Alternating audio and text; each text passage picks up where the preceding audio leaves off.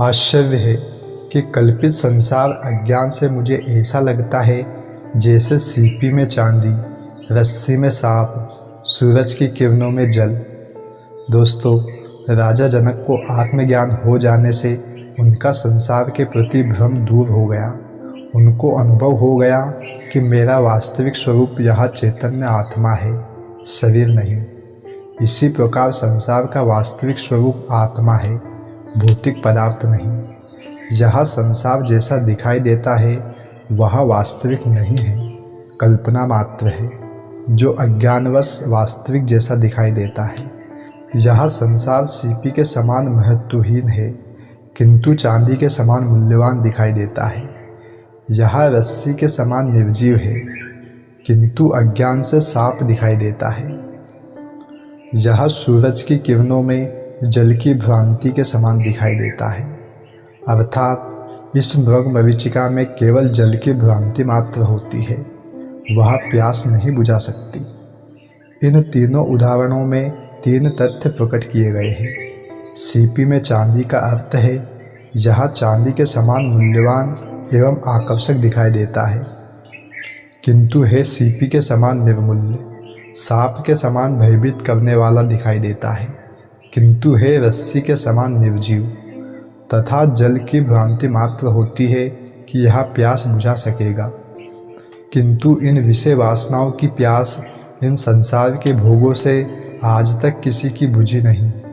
वह मृग जल के भांति तड़पता ही रह जाता है, वह प्राणांत हो जाता है।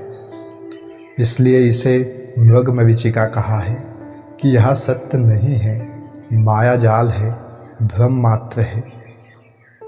मत्तो विनिर्गतम विश्वम मयेम लेमेष्यति, मृदि कुंभो जले वीचि है कण्डके कटकम यथा।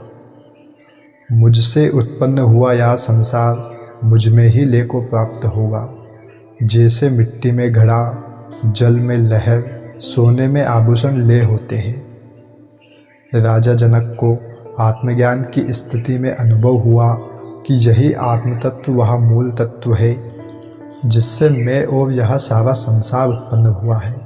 यह मूल तत्व सृष्टि के आरंभ में निराकार, अव्यक्त, असंभूत अवस्था में था।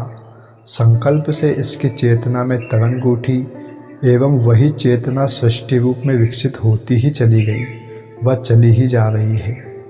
किंतु जब इसका अंत होगा उस समय इसकी क्या स्थिति होगी? ज्ञानी कहते हैं कि यह पुनः अपने मूल स्वरूप अव्यक्त अवस्था में आ जाएगी एवं पुनः नई सृष्टि का आरंभ होगा। यह सृष्टि चक्र इस प्रकार चलता ही रहेगा।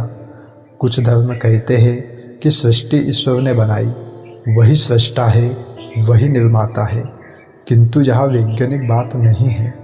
विज्ञान इसे स्वीकार नहीं करेगा। इसका कोई वैज्ञानिक उत्तर यह धर्म नहीं दे सकता, किंतु सृष्टि की उत्पत्ति की यह व्याख्या वैज्ञानिक है। आज नहीं तो कल विज्ञान इसी का समर्थन करने में सक्षम होगा। जो कहते हैं सृष्टि अनादि है, उसका कोई बनाने वाला नहीं है, तो इसमें कुछ सार अवश्य है कि किसी व्यक्ति जैसे ईश्वर ने इसे नहीं बनाई, अपितु यह सृजन की स्वाभाविक प्रक्रिया से बनी है। इसका कोई उद्देश्य भी नहीं है। रूप परिवर्तन होता ही रहता है। पदार्थ कभी नष्ट नहीं होता, केवल रूप परिवर्तन करता है। यह पदार्थ ऊर्जा में परिवर्तित हो सकता है एवं ऊर्जा से पुनः पदार्थ का निर्माण होता है। यह वैज्ञानिकों की मान्यता है।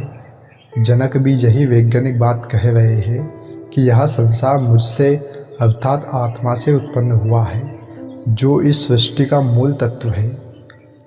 ये सब आकार ऊर्जा के घनीभूत रूप है जो विभिन्न संयोगों से बने हैं।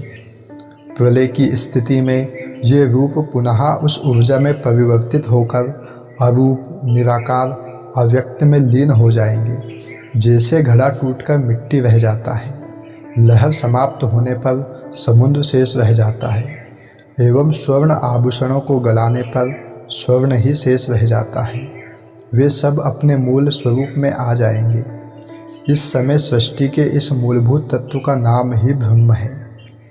वही चेतन तत्व है जिससे सृष्टि का निर्माण हुआ एवं पुनः उसी अपने मूल स्वरूप में लौट आएगी। राजा जनक को इसी मूल तत्व आत्मा की अनुभूति होने से वे इसकी वैज्ञानिक व्याख्या दे पाए।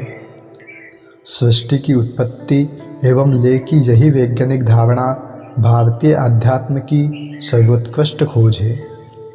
वेद वाक्य भी यही तथ्य प्रकट करता है कि जिस आत्म ब्रह्म से ये सब भूत प्राणी उत्पन्न होते हैं, जिस ब्रह्म की सत्ता से उत्पन्न होकर जीते हैं और फिर सब मर के जिसमें लय हो जाते हैं, उसी को तुम अपना आत्मा जानो।